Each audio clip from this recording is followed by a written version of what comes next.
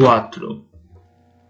Praticamente todos os estudantes de pé sentaram-se timidamente. O soldado, de jeito afeminado, posicionado na extremidade do estado, arrastou o saco com o corpo de Hayashida para o canto da sala de aula, e depois se juntou aos outros 2 colegas parados ao lado do estrado. Sakamoto voltou à sua posição diante do estrado. O silêncio voltou a reinar, mas alguém no fundo da sala gemeu e ouviu-se um som úmido de vômito batendo contra o chão.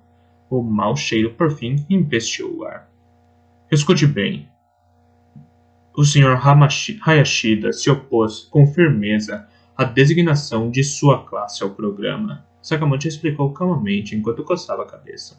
Bem, foi tudo muito repentino e creio que também tivemos certa culpa nisso. Mas a sala permaneceu em silêncio. Todos aceitaram o hiato. Aquilo era real, sem dúvida. Todos aceitaram o fato. Aquilo era real, sem dúvida. Não se tratava de uma brincadeira. Eles seriam forçados, a partir daquele momento, a se matar uns aos outros. Porém, Shuya, por fim, se esforçou de forma desesperada para pôr a cabeça para pensar. Os acontecimentos irreais deixaram sua mente num estado de torpor, mas o horrendo cadáver do professor Hayashida e o papel que ele assumira nesse circo de horrores pareciam tê-lo despertado para a realidade. Eles precisavam escapar a todo custo, mas como? Certo. Primeiro ele discutiria como agir com Yoshitoki, Shinji e Hiroki. Todavia, como o programa era conduzido, os detalhes nunca foram divulgados publicamente. Ouvia-se dizer que os estudantes recebiam armas para matar uns aos outros, mas eles poderiam conversar entre si? Como o governo monitorava o andamento do jogo? Os pensamentos de Shuya foram interrompidos por uma voz.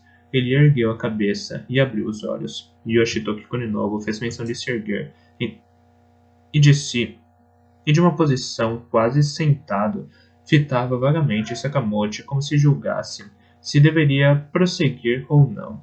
Era como se as palavras brotassem da sua boca espontaneamente sem que pudesse controlá-las. O corpo de Shuya ficou tenso. Yoshitoki, não diga nada de que possa se arrepender. Sim, o que é? Pergunte o que quiser. Sakamoto abriu um sorriso amigável e Yoshitoki prosseguiu como uma marionete. Eu sou órfão. Quem vocês contrataram? Aham, Sakamoto falou. Se me lembro bem, havia alguém vivendo numa instituição de caridade. Você deve ser Shuya Nanahara? Sim, de acordo com o relatório da escola, você tem ideias subversivas. Logo, Shuya sou eu. Shuya intercedeu, quase gritando. Sakamoto olhou para ele e depois de volta para Yoshitoki, ainda com uma expressão vaga. Yoshitoki voltou levemente a cabeça em direção a Shuya. Ah, desculpem. Havia mais um. Então você deve ser Yoshitoki Kuninobu. Bem, eu contarei à superintendente da instituição onde vocês moram. Realmente, ela era muito bonita. Sakamoto disse isso insinuando com um sorriso que ele a teria visto. Apesar do rosto claramente alegre, sentia-se algo desagradável nele. O rosto de Shuya enrijeceu. O que houve com a senhorita Ano?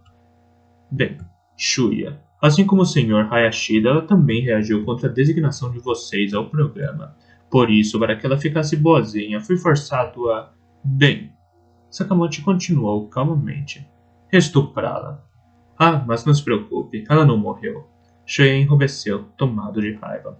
Mas antes mesmo que pudesse dizer alguma coisa, ouviu Yoshitoki gritar. Eu te mato! De pé, a expressão no rosto de Yoshitoki se transformara. Ele sempre simpático com todos e alguém que jamais se poderia esperar que perdesse a linha, não importa o que acontecesse. Tinha agora uma expressão que só mostraria nos momentos em que estivesse sentindo ódio de verdade no coração. Provavelmente os colegas de turma nunca tinham visto. Mesmo Shuya, durante o convívio de tantos anos com ele, somente a presenciara 2 vezes. Na primeira delas, eles estavam no 4º ano e Ed, o cão de estimação na casa de caridade, fora atropelado por um carro, bem na frente ao portão. Yoshitoki correu desesperado atrás do motorista do carro em fuga. A segunda vez acontecera apenas 1 ano antes, quando um homem usou uma dívida da escola como desculpa para dar cantadas na senhora Ano. Depois de ser rejeitado por ela, que acabou dando um jeito de pagar a dívida, o homem expressamente a xingou bem na frente deles. Se Shuya não tivesse segurado Yoshitoki, mesmo que o adolescente acabasse também gravemente ferido, o homem teria perdido os dentes da frente. Yoshitoki era de uma gentileza extrema, e mesmo quando ridicularizado ou criticado, geralmente apenas ria sem fazer caso. Porém, se alguém de quem gostava de verdade fosse machucado, sua reação seria extremada. Shuya admirava muito Yoshitoki por essa postura. Vou te matar, desgraçado! Yoshitoki continuava a gritar. Vou te matar e te jogar num monte de bosta. Sakamoto sorria, parecendo se divertir com a atitude do rapaz. Você fala sério, Yoshitoki? Saiba que as pessoas devem assumir responsabilidade pelo que dizem. Não se faça de besta. Não duvide que eu vou te matar. Não se esqueça disso. Yoshitoki, pare! Yoshitoki ignorou os gritos de Shuya. Sakamoto falou com uma voz estranhamente doce, como se quisesse acalmar Yoshitoki.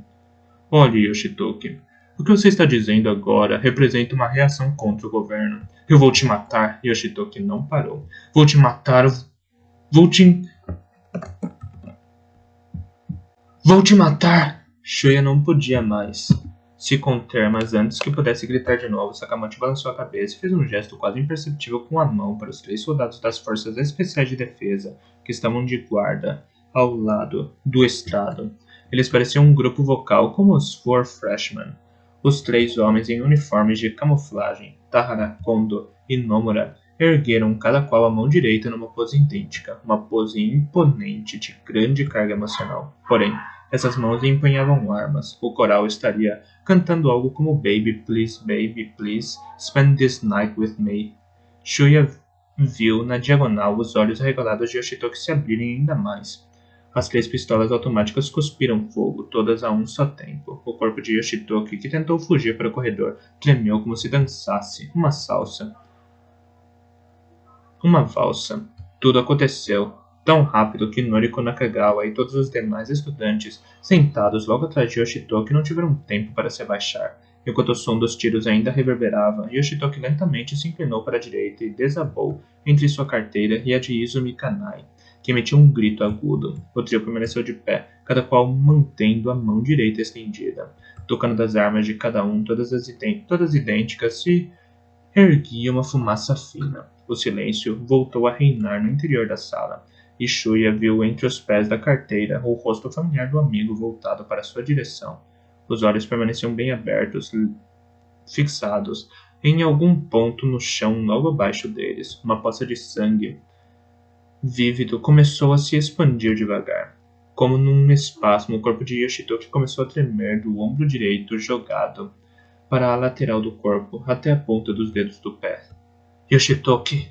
Shuya se levantou e fez menção de correr até ele, mas Noriko Nakagawa, sentada logo atrás de Yoshitoki, foi mais rápida. Yoshitoki! Ela berrou e se curvou ao lado dele. Tahara, o desgrenhado, disparou a arma contra Noriko. Como se tivesse sido puxada pelo pé, ela caiu para frente sobre Yoshitoki, cujos espasmos não paravam. Tahara rapidamente apontou a arma para Shuya. Cada vez mais confuso, Shuya pensou em correr em direção a eles, mas seu corpo congelara. Somente seus olhos se moviam. Ele viu o sangue jorrando da panturrilha direita de Noriko, que estava de 4 sobre Yoshitoki. Você não deve se levantar da cadeira sem a minha permissão. Sakamoto repreendeu Noriko. Então, ele voltou a olhar para Shuya, dizendo: O mesmo se aplica a você, rapazinho. Trate de se sentar. Shuya afastou o olhar da perna ensanguentada de Noriko e de Yoshitoki ao lado dela, concentrando-o diretamente no rosto de Sakamoto. Sentia contrações nos músculos do pescoço provocadas pelo horror que o acometia. Que brincadeira é essa? Perguntou Shuya. Tahara continuava a mirar bem no meio da testa de Shuya, que permaneceu imóvel e gritou quase chorando. Que diabos estão fazendo? Precisamos cuidar de Yoshitoki e de Noriko. Sakamoto fez uma careta e balançou a cabeça, então repetiu. Acalme-se e sente. Você também, Noriko. Noriko, pálida por ver Yoshitoki deitado sob ela, ergueu os olhos lentamente em direção a Sakamoto. O ferimento do tiro devia lhe causar dores terríveis, mas a raiva que sentia parecia se sobrepor ao sofrimento. Ela erguera as sobrancelhas. Por favor, ela falou pausadamente. Traga ajuda para o Yoshitoki. O braço direito de Yoshitoki sofria contínuos espasmos, porém, enquanto eles o observavam, o movimento rapidamente se tornava mais lento. Se não recebesse tratamento urgente, sem dúvida o ferimento seria fatal. Sakamoto suspirou profundamente e, em seguida, se dirigiu a Tahara. Dê um jeito nisso. Antes mesmo que pudessem entender o significado de suas palavras, Tahara apontou a arma um pouco para baixo e apertou o gatilho. A cabeça de Yoshitoki saltou uma vez e algo espirrou dela, salpicando o rosto de Noriko. A adolescente estava atônita, boca aberta e com pontos vermelhos escuros grudados no rosto. Shuya também estava boquiaberto, apesar de lhe faltar parte da cabeça. O olhar de Yoshitoki permanecia num fixo ponto do chão. Contudo, os espasmos cessaram por completo. Ele estava imóvel. Vê? Disse Sakamoto. Ele já estava morto. Logo, vocês dois, voltem para os seus assentos. Noriko deixou escapar o olhar para baixo e ver a cabeça deformada de Yoshitoki. Isso não pode... Shuya também estava embasbacado. Seus olhos estavam presos ao rosto desfigurado de Yoshitoki, que jazia entre os pés da cadeira. Sua capacidade de raciocínio estava paralisada, como se fosse a massa encefálica dele que tivesse saltado em frangalhos. Memórias do tempo em que convivera com Yoshitoki não paravam de surgir em sua mente confusa. As pequenas aventuras vividas juntos, acampando ou descendo um rio, jogando um velho jogo de tabuleiro num dia chuvoso, imitando Jake e o Elwood, os personagens do filme Os Irmãos Cara de Pau, que, como eles dois, provinham de um orfanato. Era uma versão com péssimos dubladores comprada no mercado negro, e o rosto de Yoshitoki quando recentemente lhe declarara: Sabe, Shuya, estou apaixonado por uma garota. E depois, vocês não estão ouvindo? Sakamoto repetiu, mas provavelmente Shuya não ouvia. Apenas contemplava o rosto de Yoshitoki. O mesmo se passava com Noriko, e se eles não se movessem, acabariam tendo o mesmo fim. De Yoshitoki, do lado de Sakamoto, Tahara apontava a arma para Noriko, enquanto os outros dois soldados miravam Shuya. Mas foi uma voz tranquila, até mesmo despreocupada, chamando Senhor, que trouxe Shuya de volta à realidade. Bem, pelo menos ele virou vagamente o rosto na direção da voz. Do outro lado do assento vazio de Yoshitoki, Shinji Mimura ergueu a mão. Noriko por fim olhou também na direção dele.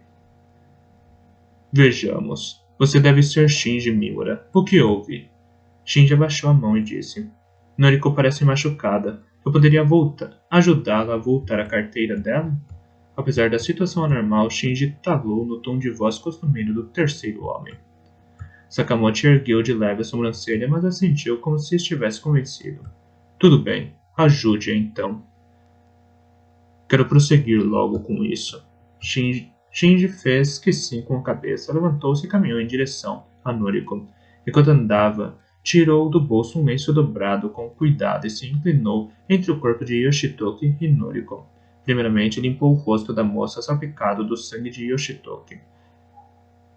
Ainda não esboçou nenhuma reação, então ele disse: Vamos, levante-se, Noriko. E passando a mão sobre o braço direito dela, ajudou-a a se erguer. De costas para Sakamoto, Shinji olhava para Shuya, que se mantinha de pé. Os olhos sob as sobrancelhas bem definidas e arqueadas, que sempre tiveram certa dose de humor, haviam se tornado sérios. Apenas uma sobrancelha direita se erguia, o queixo se movendo como se balançasse levemente a cabeça, e a mão esquerda se movimentando como se comprimisse algo com firmeza. Para baixo. Shuya não entendeu o significado do gesto. Shinji o repetiu. Ainda confuso, Shuya finalmente entendeu o que Shinji tentava dizer para ele se acalmar. Ele olhou de volta para Shinji e, com lentidão, deixou-se cair sobre a cadeira. Shinji acenou de leve com a cabeça. Levou Noriko ao assento dela e, virando-se, voltou à sua cadeira. Noriko se sentou. Do ferimento em sua perna direita que pendia solta na cadeira, escorria muito sangue, tingindo de vermelho a meia e o tênis branco. Era como se ela calçasse uma bota do Papai Noel apenas no pé direito. Noriko por fim retomava um pouco a consciência, pois pareceu fazer um gesto de agradecimento a Shinji. Mas como se pudesse enxergar pelas costas, Shinji apenas encolheu os ombros, querendo dizer que não fora nada. Noriko recuou e voltou a olhar o cadáver de Yoshitoki, estirado a seu lado direito. Ela o olhou fixamente, muda e com os olhos marejados de lágrimas. Shuya também olhou mais uma vez para o corpo de Yoshitoki, embora não o pudesse ver por inteiro por estar entre as carteiras. Sim, era um cadáver, não havia dúvida. Ainda era difícil de aceitar, mas Yoshitoki se tornara um ser sem vida. A pessoa com quem ele compartilhara 10 anos de sua história agora estava morta. Enquanto via os olhos de Yoshitoki ainda abertos, o ódio se instalou lenta, mas definitivamente no coração de Shuya, intensificando-se aos poucos como uma pulsação, dominando e fazendo tremer levemente todo o seu corpo. Talvez suas emoções reprimidas pelo choque estivessem voltando, e Shuya virou o rosto para Sakamoto lhe arreganhando os dentes. Sakamoto olhava para Shuya e parecia se divertir com tudo aquilo. Eu não perdoarei jamais. Vou acabar com ele. Mais um pouco e Shuya explodiria como fizera Yoshitoki. Porém, nesse momento, ele recordou do sinal enviado por Shinji Mimura, encorajando-o a se acalmar. Entendi. Com certeza, se explodir agora, aqui, teria o mesmo destino de Yoshitoki. E além disso, Noriko Nakagawa, a garota que Yoshitoki tanto adorava, está gravemente... E além disso, Noriko Nakagawa, a garota que Yoshitoki tanto adorava, está gravemente ferida. Se eu morrer agora, o que acontecerá com ela? Contrariado, Shuya afastou os olhos de Sakamoto. Ele fixou o olhar sobre a carteira. Não podia perdoá-lo. Seu coração parecia ter sido destruído pelo ódio e pela tristeza que o preenchiam. Sakamoto riu e afastou o olhar. Shuya segurou com toda a força as bordas da carteira, tentando de alguma forma acalmar o corpo, que se deixado ao acaso não pararia de tremer. Apertou com mais e mais força. Mesmo assim, não era fácil controlar as emoções, tendo bem diante dos olhos e do nariz o cadáver do melhor amigo. Realmente, ele era incapaz de aceitar como tudo aquilo era possível. Como seria possível perder alguém tão próximo? Yoshitoki e eu sempre estivemos juntos. Talvez essa convivência fosse algo banal, mas ele realmente estava sempre ao meu lado, como no dia em que brincávamos no rio e eu o salvei quando estava prestes a se afogar. Quando nos sentimos culpados meio que por diversão, termos catado gafanhotos além da conta e feito quase todos morrerem dentro da pequena caixa onde os enfiamos. Quando brigamos para saber de qual de nós dois o cachorro Ed gostava mais, ou quando aprontamos alguma e acabamos nos escondendo no sótão da sala dos professores da escola. Quase fomos pegos, mas no final escapamos e demos boas risadas. Mas como é possível perdê-lo?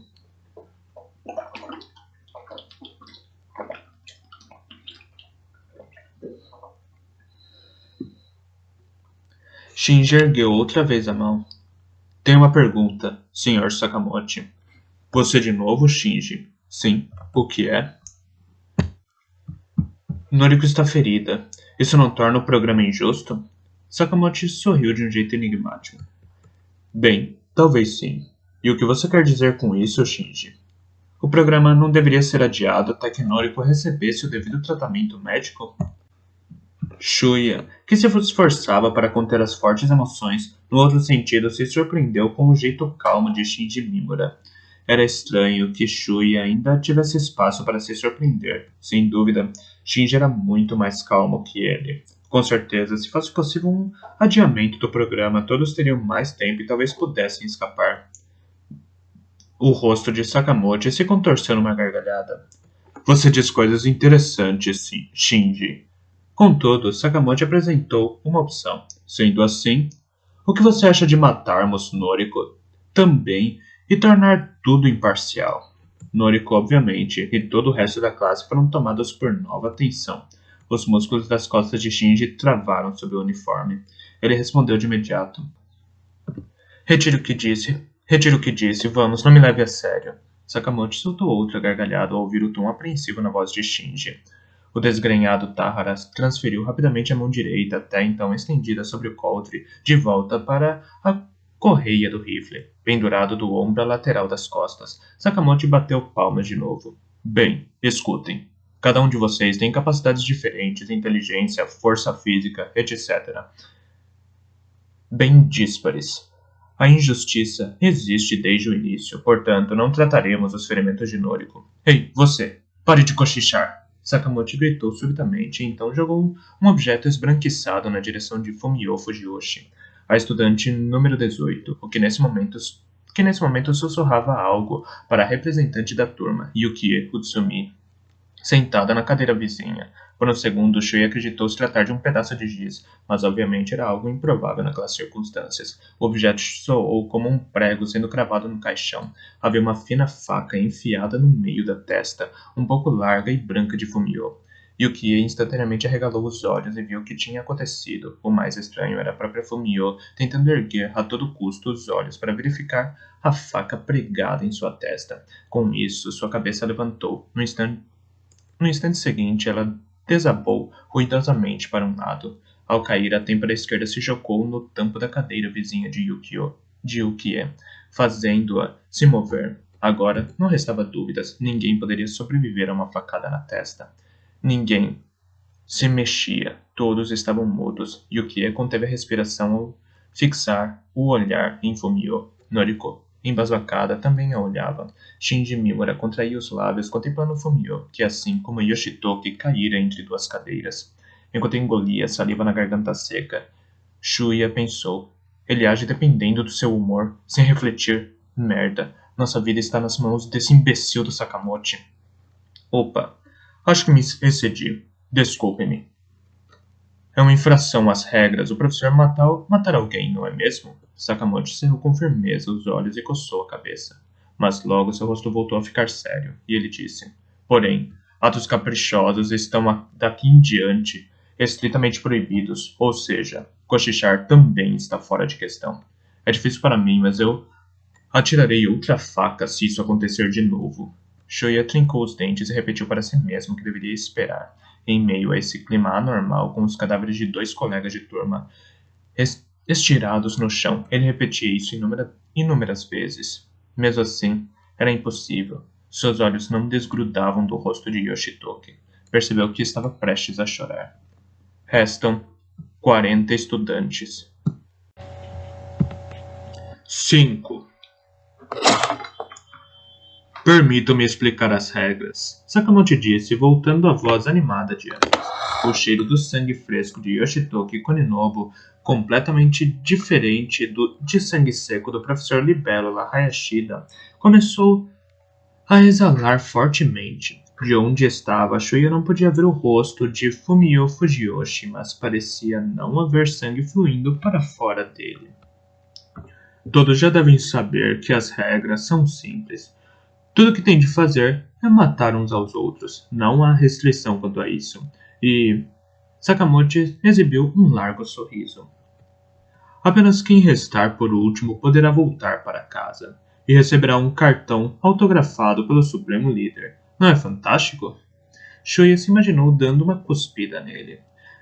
Vocês devem achar essa regra monstruosa, mas na vida o inesperado acontece. Ouçam bem. Vocês devem se manter firmes para poder lidar com acidentes. Imaginem um jogo como um exercício de autocontrole. Pensem dessa forma, por favor. E além disso, homens e mulheres serão tratados aqui em pé de igualdade. Não haverá vantagens para nenhum lado. Mas tem um dado que alegrará as moças. Na realidade, se observarmos os resultados das sessões do programa realizadas até o momento, 49% dos vencedores foram garotas. Como se costuma dizer, eu sou igual a ele é igual a mim. Logo, não há o que temer. Recebendo instruções de Sakamoto, o trio, vestido com uniforme de camuflagem, começou a fazer mochilas pretas de nylon relativamente grandes do corredor. Recebendo instruções de Sakamoto, o trio, vestido com uniforme de camuflagem, começou a trazer mochilas pretas de nylon relativamente grandes do corredor para dentro da sala.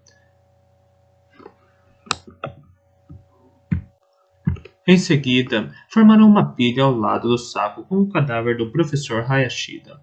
Algumas estavam com partes salientes, como se contivessem algum objeto em forma de bastão que tentasse se projetar para fora delas. Bem, pediremos que vocês saiam da escola, um por vez. Antes disso, entregaremos uma mochila. Pediremos que vocês saiam da escola, um por vez. Antes disso, entregaremos uma mochila a cada um. Elas trazem um kit de sobrevivência contendo água potável, comida e uma arma. As armas são todas diferentes, como eu já disse, a capacidade de cada um de vocês é variada, por isso teremos um elemento surpresa.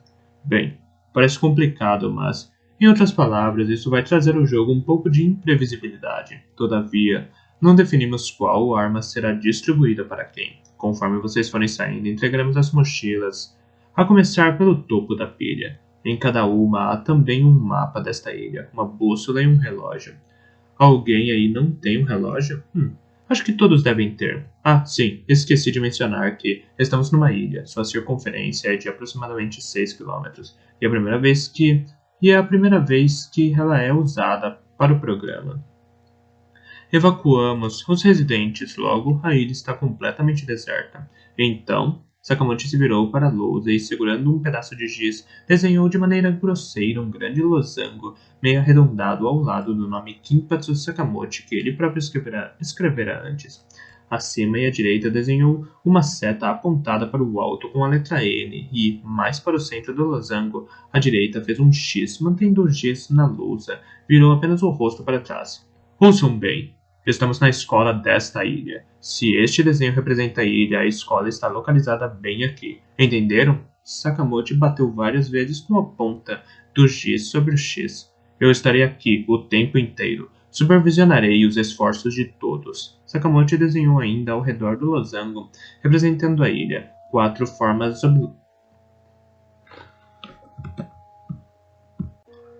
Sakamoto desenhou ainda ao redor do losango representando a ilha 4 formas oblongas espalhadas ao norte, sul, leste e oeste. Estes são barcos. Eles têm uma função importante: atirar para matar qualquer um que tente escapar pelo mar. Na sequência, ele traçou sobre o desenho várias linhas paralelas, horizontais e verticais. O losango representando a ilha ficou parecido com um tabuleiro de xadrez torto.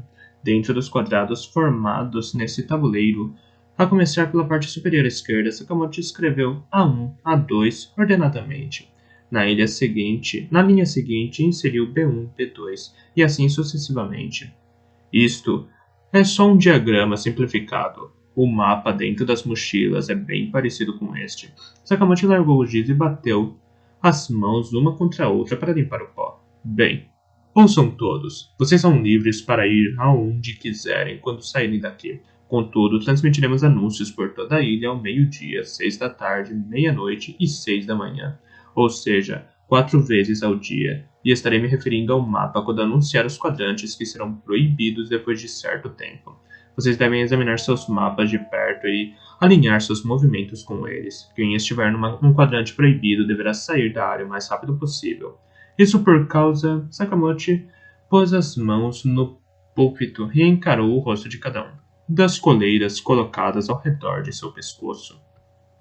Ouvindo isso, alguns estudantes pareceram pela primeira vez notar a existência das coleiras e exibiram uma expressão de espanto ao tocarem o próprio pescoço. Esse dispositivo é o resultado da mais moderna tecnologia desenvolvida por nossa república. É totalmente à prova d'água, anti-choque e... prestem bem atenção, nem pensem em retirá-la, pois é impossível. Não sai de jeito nenhum, não mesmo.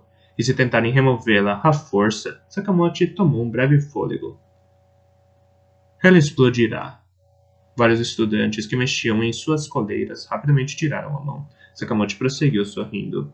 A coleira é estruturada para monitorar as pulsações do fluxo elétrico do coração de vocês, verificando se estão vivos ou mortos, e transmite por ondas elétricas essa informação ao computador que fica aqui na escola. Ao mesmo tempo, ela nos informa a exata posição de cada um na ilha.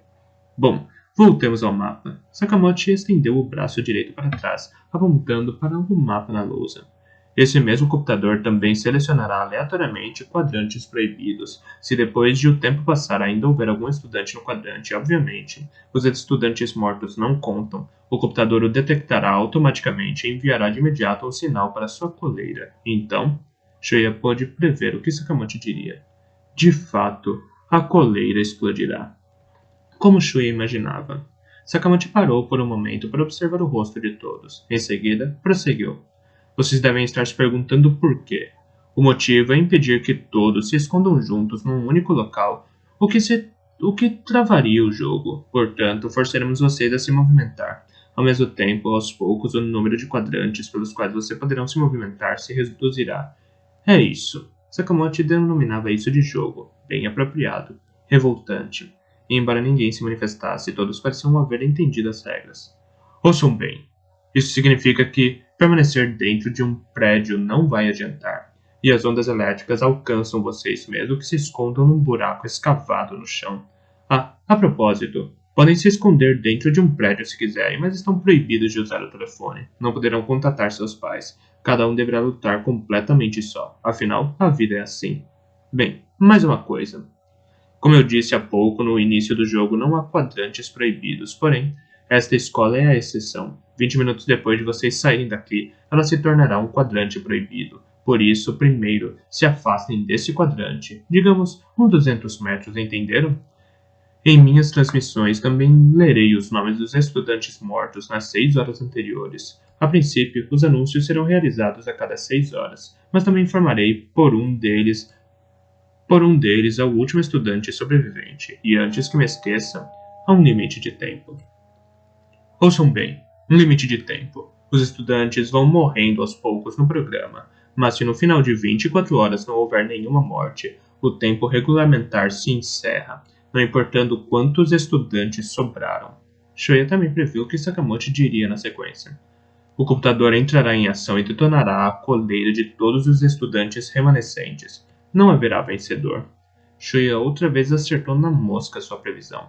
Sakamoto parou de falar e toda a sala se manteve em silêncio. O odor forte do sangue de Yoshitoki Koninobu ainda pairava no ar, mas todos continuavam completamente atônitos. Estavam amedrontados sem compreender bem a situação na qual seriam atirados. Um jogo de matança. Sakamoto bateu palmas como se tivesse percebido esse estado de torpor generalizado. Bem, as explicações complicadas terminaram por aqui. Agora, tenho algo muito mais importante para lhes dizer. É um conselho pessoal. Alguns de vocês talvez pensem que matar os colegas de classe é uma ideia estapafúrdia, mas não se esqueçam de que há alguns doidos para levar essa missão adiante. Shea queria gritar, isso tudo é um absurdo! Mas depois do incidente da execução por cochichar de Fujiyoshi, decidiu se manter calado. E como sempre, todos guardaram silêncio, mas houve uma mudança visível e Shuya percebeu isso. Todos olhavam ao redor, analisando mutuamente os rostos empalidecidos. Cada vez que um estudante encontrava o olhar de outro, esquivava-se às pressas, voltando-se na direção de Sakamoto. Isso durou apenas alguns segundos, mas a expressão no rosto de todos era a mesma. Uma expressão de tensão e desconfiança. Uma expressão que denotava dúvida se o colega em frente não estaria pronto para participar do jogo. Apenas Shinji Mimura e alguns poucos permaneciam serenos. Shuya trincou de novo os dentes. Merda, todos estão entrando no jogo deles. Pensem nisso, somos todos amigos. Não podemos nos matar uns aos outros. Bem, agora preciso dizer algo. Vocês encontrarão papel e lápis em suas carteiras. Todos timidamente retiraram seus papéis e lápis. Shuya também seguiu as instruções. Então, vocês vão escrever. Para memorizar algo é o melhor método. Escrevam 3 vezes. Nós vamos nos matar uns aos outros. Shuya ouviu os lápis começando a correr no papel. Ele viu Noriko também segurando o lápis com o semblante fechado, enquanto rabiscava essa frase insana. Shuya olhou para o corpo de Yoshitoki, ainda estirado entre as carteiras. Ele recordou o rosto alegre e sorridente do amigo. Sakamoto continuou. Ótimo. Agora, escrevam também 3 vezes. Se não matar, serei morto. Shuya olhou novamente para Fumio Fujiyoshi, seus dedos alvos despontando pelas mangas do terninho de marinheiro formavam uma concha delicada. Ela era encarregada de saúde da classe, do tipo calada, mas muito prestativa. Então ele olhou para Sakamoto. Desgraçado, eu vou apunhalar seu coração com este lápis. Restam 40 estudantes.